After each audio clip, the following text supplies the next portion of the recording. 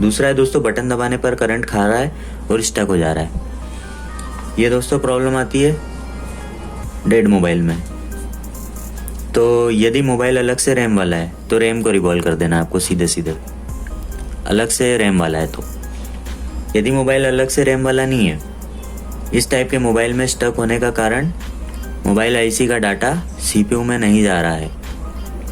ठीक है, memory IC का डाटा सीपीयू में नहीं जा रहा है। ये जो मेमोरी आईसी होती है इसको ईएमएमसी भी बोलते हैं, यूएफएस भी बोलते हैं। तो इसका डाटा क्या होता है, हम लोग मोबाइल फ़ोन को जैसे ही चार्ज चालू करते हैं सीपीयू तक कनेक्शन आते हैं और सीपीयू मांगता है हमारी मेमोरी आईसी से डेटा।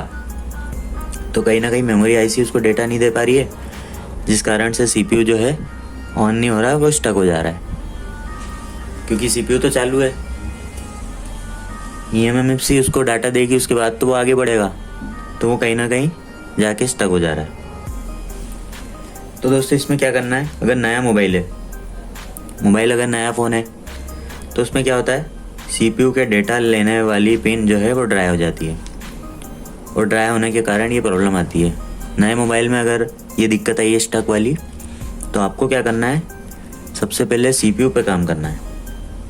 इस पे नहीं काम करना है, मेमोरी आईसी पे काम नहीं करना है, आपको काम करना है सीपीयू पे। और दूसरा ये है कि अगर ओल्ड फ़ोन है ना, ओल्ड फ़ोन है तो मेमोरी आईसी के पिन ड्राई होने के कारण प्रॉब्लम आती है। तो आपको क्या करना है, मेमोरी आईसी को रिवॉल्व करना है।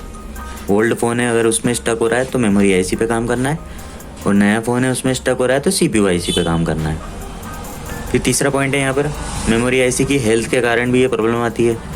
जैसे पुराना मोबाइल हो गया है तो मोबाइल फ़ोन की हेल्थ चली जाती है, तो जो है ईएमएमसी की जो है हमको हेल्थ बनानी पड़ती है, तो उसके लिए हमको ईएमएमसी निकालनी पड़ेगी। चौथा पॉइंट है दोस्तों, मेमोरी आईसी में फ्लैश फाइल ना होने के कारण भी ये प्रॉब्लम आती है। तो कई बार मेमोरी आईसी में फ्लैश फाइल जो है वो नहीं रहती है, तो यह करप्ट हो जाती है, उसके कारण जो है ये प्रॉब्लम आ जाती है। पांचवा है दोस्तों, मेमोरी आईसी की रिक्वायरमेंट पूरी ना होने के कारण भी ये प्रॉब्लम आती है। तो चेक मेमोरी आईसी की रिक्वायरमेंट।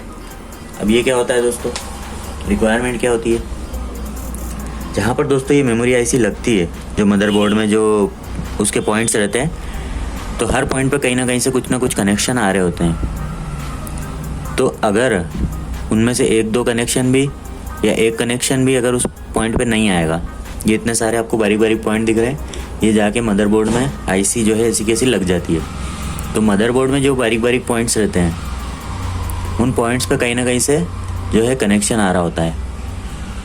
तो वो कनेक्शन अगर कहीं से कट जाता है तो जो है हमारी मेमोरी आईसी काम नहीं करेगी। एक भी अगर पॉइंट पे कनेक्शन नहीं आएगा तो मेमोरी आईसी काम नहीं करेगी, उसके कारण भी दोस्तों मोबाइल हमारा स्टक हो जाता है। तो आपको अपना बोर्नियो वगैरह जो भी आपके पास एप्लीकेशन है उसको खोलना है, उसमें आपको देखना है कि जो मेमोरी आईसी के नीचे जो पॉइंट्स है बोर्ड पे, तो उसमें क्या क्या रिक्वायरमेंट्स है, कहाँ से क्या क्या कनेक्शन आ रहे हैं, वो आपको अपने मल्टीमीटर से चेक करना है कि वो प्रॉपर है कि नहीं, मिल रहे हैं कि नहीं सब। अगर नहीं मिल रहे हैं तो वो आपको रिक्वायरमेंट को उसकी पूरी करना है जंपर के थ्रू। जंपर लगाना है पहले आपको, उसके बाद फिर मेमोरी आईसी को बिठा देना है, आपकी प्रॉब्लम सॉल्व हो जाएगी। तो उसकी रिक्वायरमेंट को आपको चेक कर लेना है।